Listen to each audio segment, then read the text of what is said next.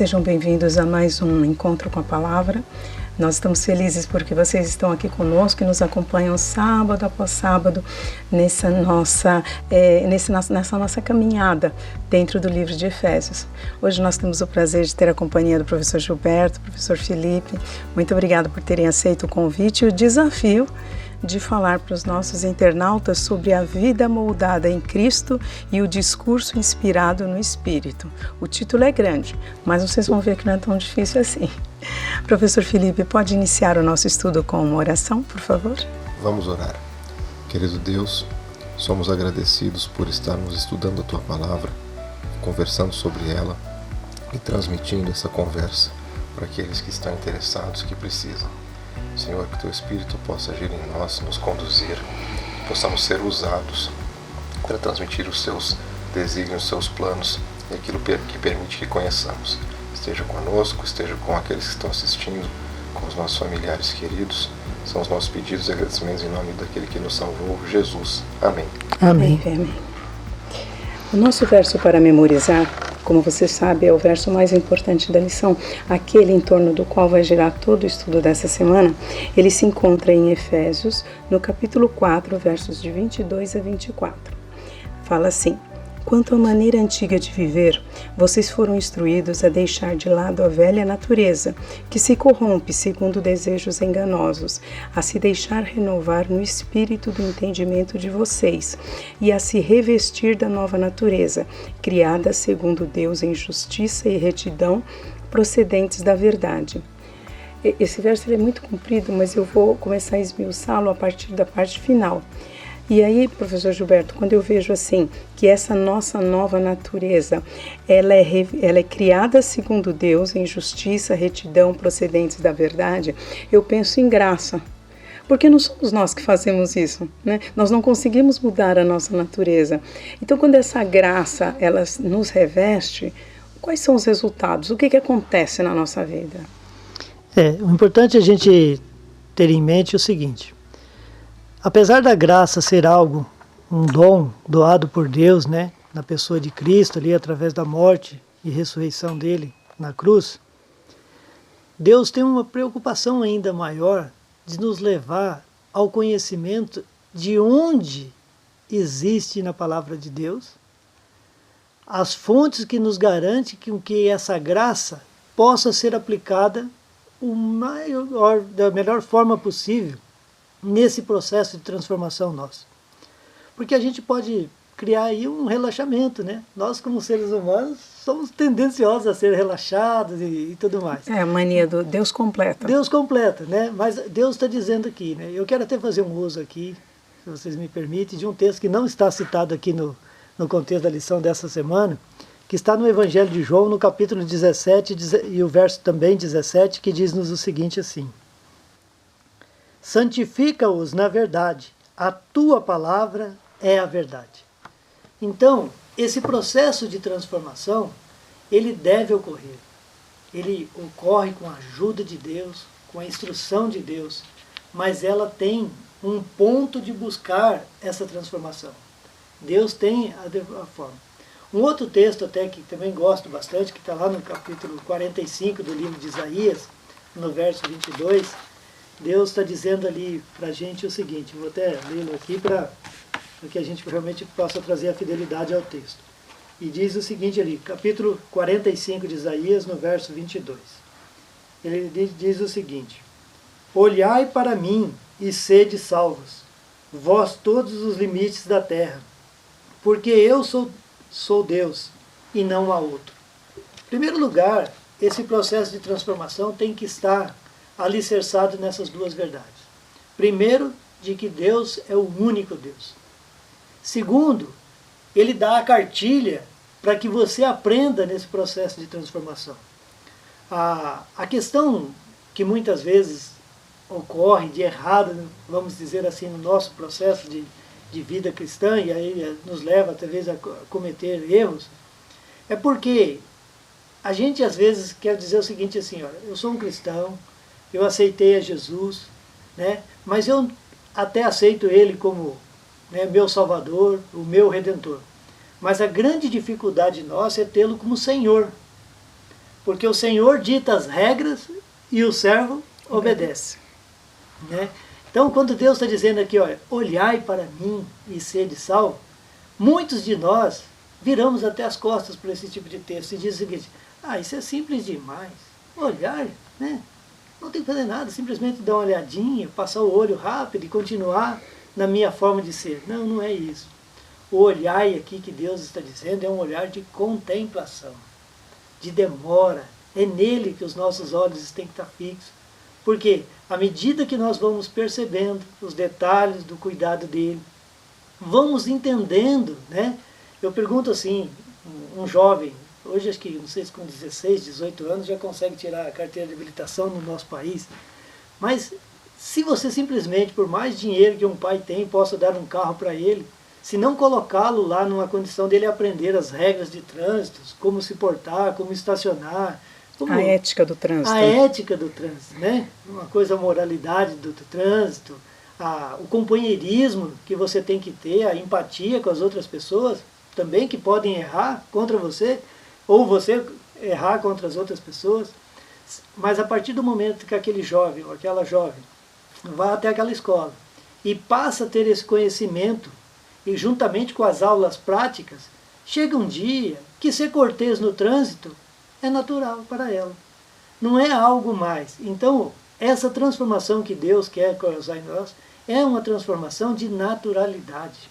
É pegar um contexto de ignorância nosso, ignorância aqui num sentido de ausência de conhecimento, transformar nesse conhecimento que é a palavra de Deus, nós passamos a ter a instrução de como é o certo de fazer, e com a contemplação da pessoa de Cristo, nós vamos interiorizando isso, transformando-nos de forma natural. Vai chegar o dia que, assim como dirigimos um carro que não tem a forma de transição de marchas automática, né, que hoje está tendo na maioria dos carros, mas naquele processo ainda manual, a gente não ficava pensando agora, qual que eu devo engatar agora? Segunda ou terceira? Não, é natural. Né? A gente vai engatando ali, dá certo, tudo certinho, você dirige com tranquilidade. Deus quer esse tipo de relacionamento. Um relacionamento que transforma aquilo de uma forma prática, um hábito seguro, feliz, e não só feliz voltado para você, mas capaz de contribuir para o bem comum de todos que estão ao seu redor. Isso faz toda a diferença, né? Mas e aí, professor Felipe, como é que isso é possível? Como é que podemos mudar de vida, de identidade? Isso é possível em Cristo e por meio do relacionamento com Deus. Né? O que significa esse em Cristo? Significa, como o Gilberto disse, né? Começa da aceitação. Né? Então, eu aceito que Jesus me salvou, eu aceito o que ele fez, não pelos meus méritos, mas pela graça. Mas não termina aí. Né? Eu preciso caminhar com ele, preciso permitir que o Espírito Santo haja em mim.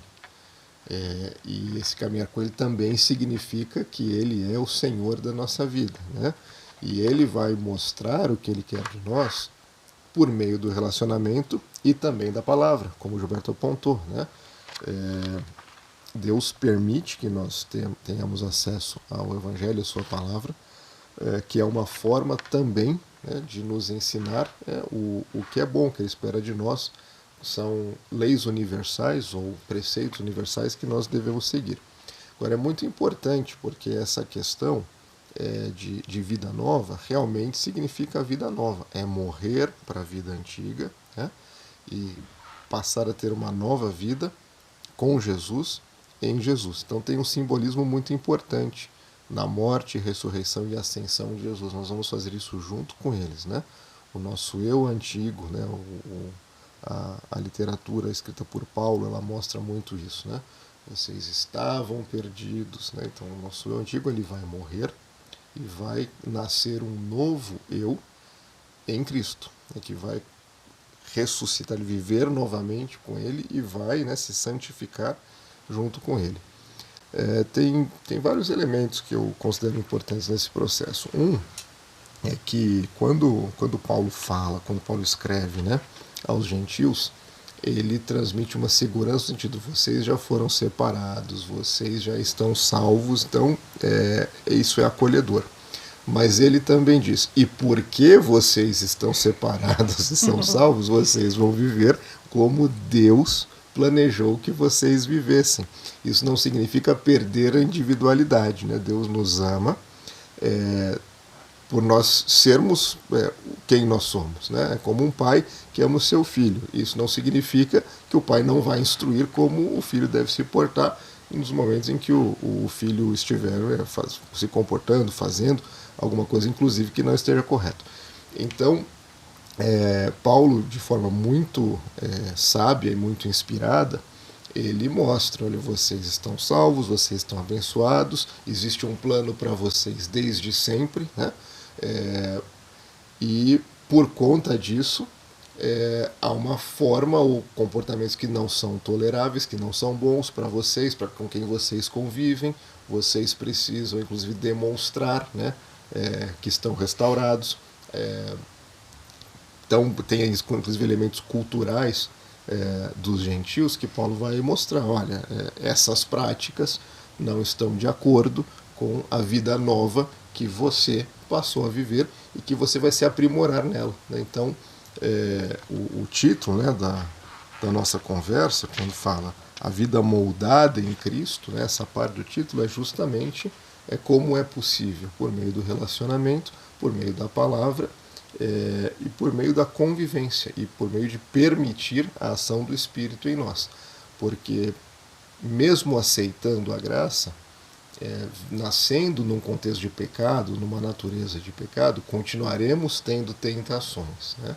Mas agora nós estamos mais bem informados e mais amparados do que estávamos antes de aceitar a graça. E aí somos capazes de lidar com essas tentações, né? E saber, né, quais são os comportamentos que são aprovados ou planejados por Deus para nós, e aqueles que não são condizentes, nós estamos fortalecidos para abandonar, e aí é o processo de santificação, andando com Jesus, né? Então, que de fato Deus completa, mas nós vamos melhorando, e mesmo que o caminho não seja linear e que às vezes a gente dê alguns passos para trás, né? Acho que nunca é linear, né? Exatamente, ele, por definição ele não é linear, mas nós temos a promessa e o fortalecimento na vida com Jesus, no Espírito agindo em nós, para que nós vamos retomar, né? Então os passos para trás, eles devem ser menores, né, ou menos em quantidade do que os para frente. Isso tudo que você fala nos lembra a razão pela qual nós estamos aqui a cada sábado, que é aprender sobre Cristo. E aí, pela contemplação, nós voltamos no que o professor Gilberto falou, nós somos transformados. É aquele olhar, mas não um olhar qualquer, um olhar contemplativo. Mas e aí, Gilberto, qual que é essa diferença entre aprender sobre Cristo e aprender de Cristo? Porque Paulo, ele diz que nós deveríamos aprender de Cristo, não é? Verdade. Bom, diz a palavra de Deus, e até eu quero citar aqui um relato que está registrado nos Evangelhos, que um determinado dia Jesus chegou expulsando uma legião de demônios, e aqueles demônios então olham para Jesus e falam assim: o que fazes aqui, que ainda não é o seu tempo? Então, sobre o conhecimento em si, não quer dizer nada, porque até o diabo sabe quem é Jesus, do poder de Jesus, quem é ele. A questão de você ouvir falar a respeito de Cristo, ter conhecimento a respeito dele, isso não traz essa transformação do qual nós estamos aqui, humanamente, com as nossas limitações, tentando aprender sobre ela. Porque o que, na verdade, a palavra de Deus, a instrução de Deus quer fazer essa transformação na nossa vida, é que nós aprendamos de Cristo, com Cristo, né? Você vai lá para Provérbios, tem lá, ensina a criança no caminho. Não é sobre o caminho. A gente não tem que dizer para ele: olha, você vai daqui de São Paulo até Sorocaba, sei lá, próximo de 100 quilômetros, olha filho, olha filha, vão ter tantos quilômetros de reta, vão ter tantas curvas, vai ter uma serra ali, isso, aquilo. Não é só você dizer sobre isso daí, mas sim você dizer o seguinte, assim, ó, vamos andar até Sorocaba, juntamente comigo. E aí nessa caminhada, no caminho, ensina a criança no caminho, ou seja, durante o período de vida dela, a aprender sobre Cristo, né?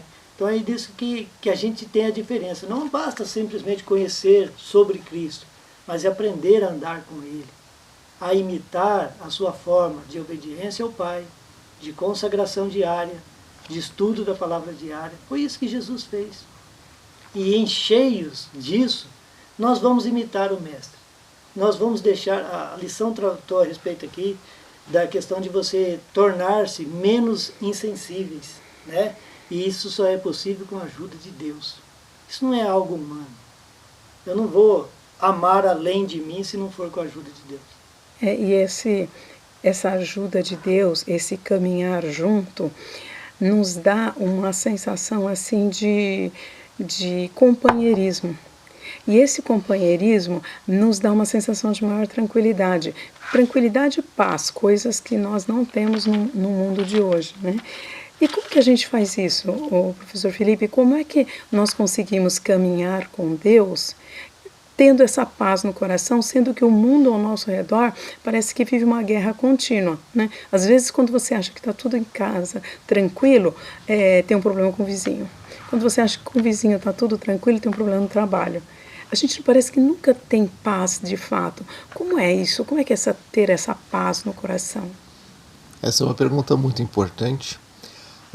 Como você disse, o mundo em que vivemos, ele é um mundo que, infelizmente, ele não está, né, tomado numa situação de controle em termos de pacificação, né? Ele é um mundo de conflitos, ele é um mundo de interesses questionáveis e escusos, e ele é um mundo de muito atrito, né, entre pessoas, na forma como as pessoas se comportam, se relacionam justamente. E para ter paz, né, eu acredito que nós precisamos fazer a coisa certa, né? Tá? Colocar a cabeça no travesseiro à noite, isso não significa que vamos acertar sempre, mas significa que nós estamos nos esforçando em fazer a coisa certa, ou permitindo que o Espírito Santo haja em nós, né, para que a gente acerte mais do que erre. E dentro de fazer a coisa certa está o falar a verdade, né? Então essa é uma parte importante, né, da nossa conversa, né, que é o discurso inspirado pelo Espírito Santo. Evidentemente um discurso inspirado pelo Espírito, ele será verdadeiro, mas ele também é harmonioso, ele é pacificador. Isso não só em relação à fala, mas aos nossos atos e comportamentos, a forma como nós nos relacionamos com os demais também, por mais que isso seja difícil. Então essa fala, né, é importante essa questão de ser verdadeira, porque muitas vezes, no intuito, né, de manter a paz, nós muitas vezes vamos querer nos omitir, ou até tem o impulso de mentir, né? Se eu não digo a verdade, se eu omito, se eu renuncio à verdade, vai dar conflito, eu já estou fazendo certo aqui, deixa eles. Evidentemente eu não vou ter paz, né? Como é que eu vou poder ter sido restaurado, né? E Deus me convida a ser um ramo da videira que Ele é, né? A espalhar a água da vida. Como é que eu vou ter paz recebendo esse convite? Eu falo, não, deixa disso. Então eu vou precisar falar a verdade, mas eu não vou precisar falar a verdade na condição de juiz, porque nós não somos juízes, né? Nem está atribuído a nenhum de nós esse papel. Justamente, né? Não é. Nós também vamos entender que o nosso papel é espalhar, né, o Evangelho, as boas novas, né, de forma amorosa, pacífica. Então, esse dizer a verdade, ele tem que ser edificante, né? Ele vai edificar o quê? Deus e a sua lei, o seu plano, né, o que ele tem a nos dizer. Ele tem que ser conveniente, ou seja, conforme a necessidade. Então, olhar para o outro, né? Não vou fazer um monólogo, fazer um discurso, porque eu conheço a palavra, eu vou fazer... Eu estou com a verdade. Estou com a verdade, olha, é isso, aquilo. É olhar para o outro, né? E por meio da empatia, deixando o Espírito Santo agir em nós, identificar, na medida do possível, né, o que aquela pessoa precisa. Então essa fala edificante também é conveniente, e tem que ser uma fala de graça, né? Mais uma vez pegando o exemplo da forma como Paulo se comunica, né? Ele transmite segurança, ele remete às bênçãos, ele remete à salvação, ele remete às promessas, e aí ele também diz, né, por conta de tudo isso, né, Há uma série de coisas que são edificantes, uma série de coisas que são degradantes, né? E faz isso com uma paz incrível, né? Remetendo à sua pergunta. Em que sentido? Poxa, Paulo preso, né? Escrevendo sobre o amor, né? Sobre a salvação, sobre o perdão, né? Sobre a graça. Isso é paz, né? Mais livre, né, do que quem está solto por aí, entregue aos próprios vícios. Eu creio que a palavra que resume isso que você falou é ser um aglutinador. E como é que a gente faz isso, professor Gilberto?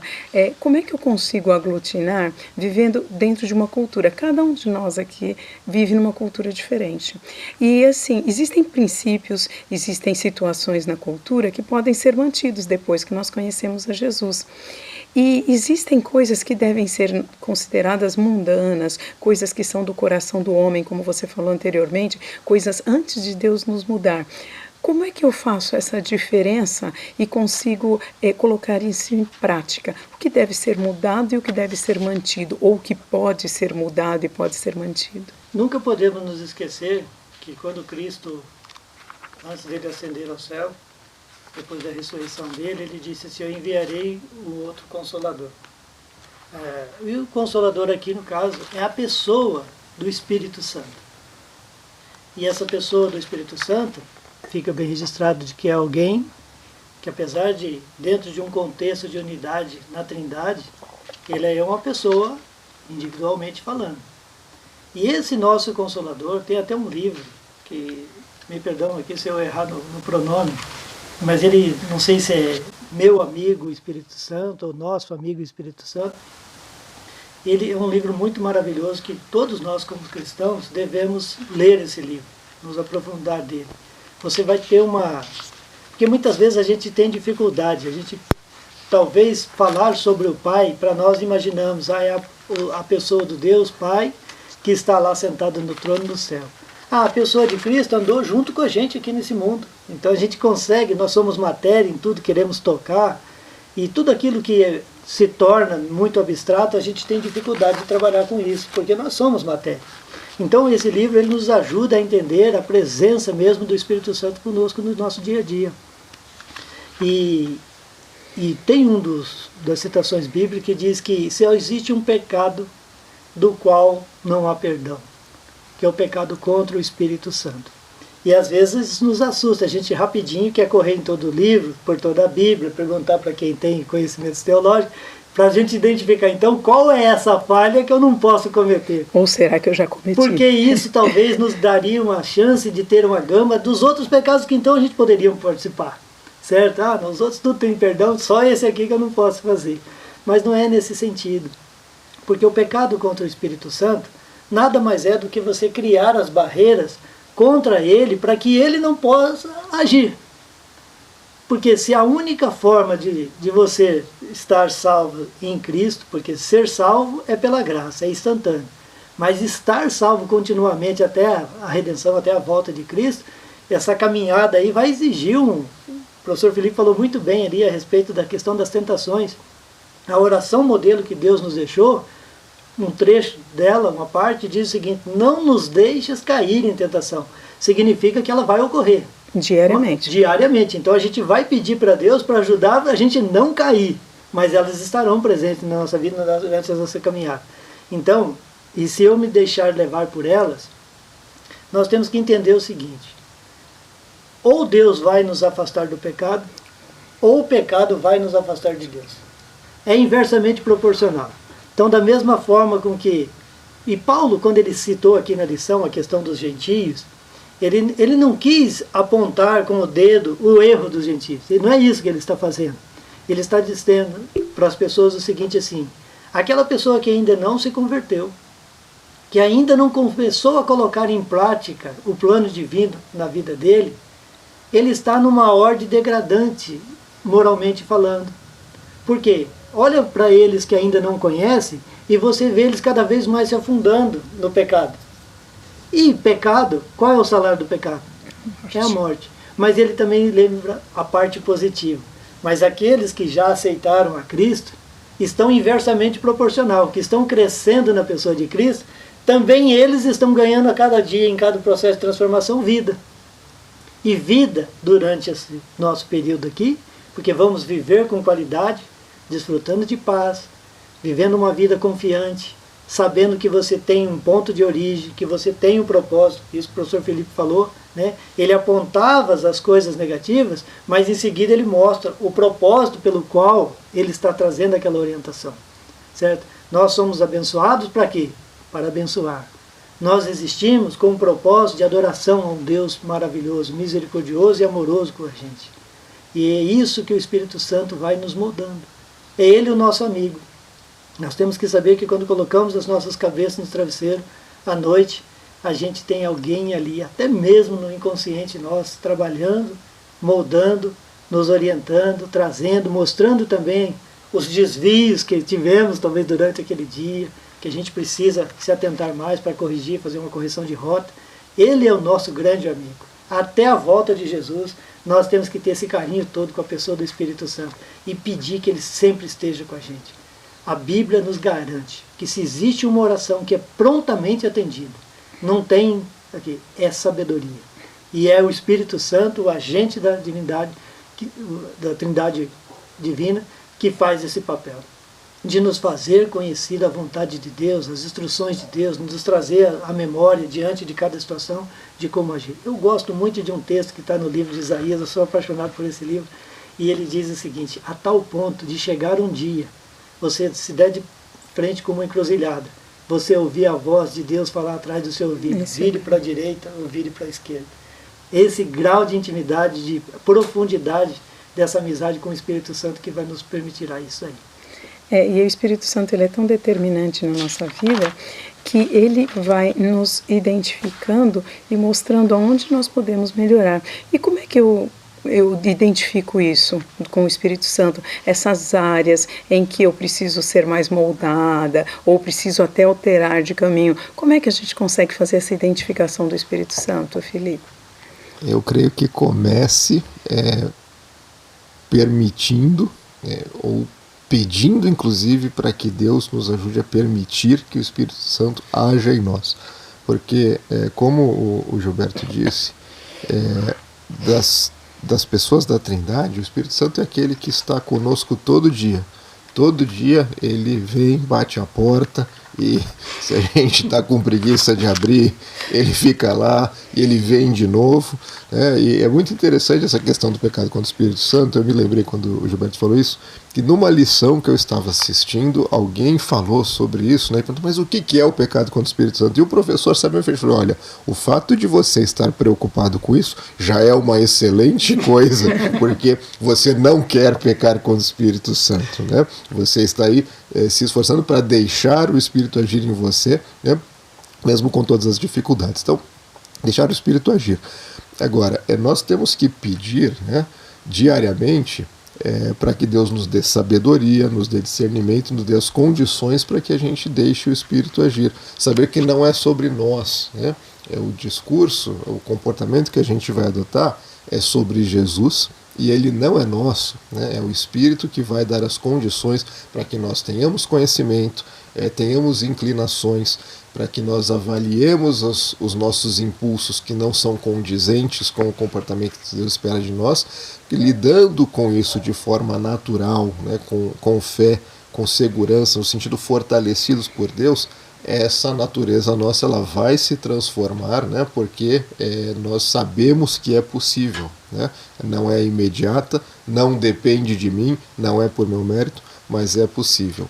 Então é bem interessante, né? Muitas vezes a gente acredita, olha, eu preciso converter alguém. Você não converte ninguém, né? Eu preciso convencer aquela pessoa, aquele meu amigo que disse que é ateu, que isso está errado, então eu vou lá e vou usar os meus argumentos, e acaba virando uma coisa sobre nós, né? E não é. Vira pessoal. Exatamente. E aí não é, porque no final das contas nós somos instrumento, nós vamos ser usados, né?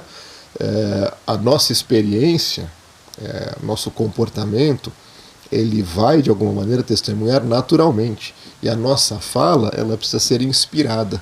Ela não é uma fala, não é um discurso, um sermão planejado, né, porque eu tenho conhecimento, você não tem, eu aprendi alguns termos em hebraicos, eu sei contextualizar. Se a gente entrar nessa, né, não é a minha intenção aqui ensinar como é que alguém tem que fazer o trabalho evangelístico, mas se a gente acreditar que é um projeto nosso, né, a gente não vai justamente deixar o Espírito agir. E o Espírito, ele insiste, isso que é mais bonito. Quando eu penso, né, na minha trajetória, na minha vida, né, aquele momento que a gente está se afastando, Deus vai atrás, na pessoa do Espírito, né? Ele vai lá e bate na porta a gente abre a frestinha, né? Mas isso quando a gente está bem amparado, a gente vai no caminho, aí escancara a porta e a gente sente falta, e todo dia quer o Espírito e ora para o Espírito agir em nós, entre nós, sobre nós. Um aspecto que eu acho interessante é que tudo isso que nós falamos, às vezes dá a impressão de que é muito teórico. Professor Gilberto, como é que a gente podia fazer assim isso, transformar isso assim nos passos mais práticos, né? Para quem está nos ouvindo, parece muito bonito, eu vou pedir pelo Espírito Santo. Mas existe alguma coisa prática que nós pudéssemos fazer para nós participarmos desse processo? Sim, eu acho que talvez um dos passos que eu posso dar nessa direção é eu ter a compreensão de que a minha influência, eu exerço influência sobre as outras pessoas, né? Então, como cristão, eu tenho que saber que as minhas atitudes, a minha forma de falar, os meus pensamentos, né? A minha forma de demonstrar amor. Eu sempre tenho comigo assim que ninguém aprende pela dor. A dor, ela só judia. Ela não traz outra coisa a não ser sofrimento. Eu sou daquele tipo de pessoa que, se eu tiver que educar um filho, conversar com um jovem, eu sempre vou observar nele alguma coisa de bom que ele tem, para valorizar, para ser aquele gatilho que faça com que a pessoa comece a desenvolver nela a sua autoestima.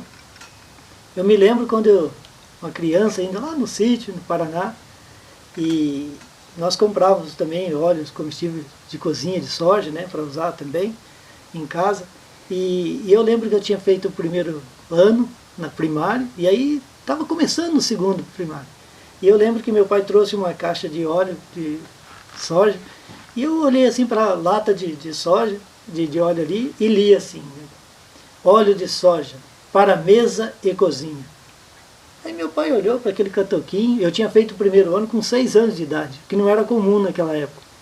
Mas por uma questão de matrícula lá, deu certo e eu fiz. Então eu estava assim, com 7 anos, e demonstrei aquela... E ele olhou assim para mim e falou assim: ô Gilberto, você vai muito bem na escola, filho. Você tem uma facilidade muito grande de aprendizado. E aquilo ele falou, eu nunca mais me esqueci daquele ponto de apoio. Autoestima. Entendeu? E foi meu pai que disse, o meu herói, aquela pessoa com quem eu achava que era o máximo, que nada derrubaria ele, sabe? A pessoa com quem tudo que eu buscava, ele tinha resposta. Então aquilo me fortaleceu. Então nessa caminhada que o irmão Felipe que está falando a respeito de evangelizar, procure olhar nas pessoas, não há ninguém todo mal, e não há ninguém todo bem.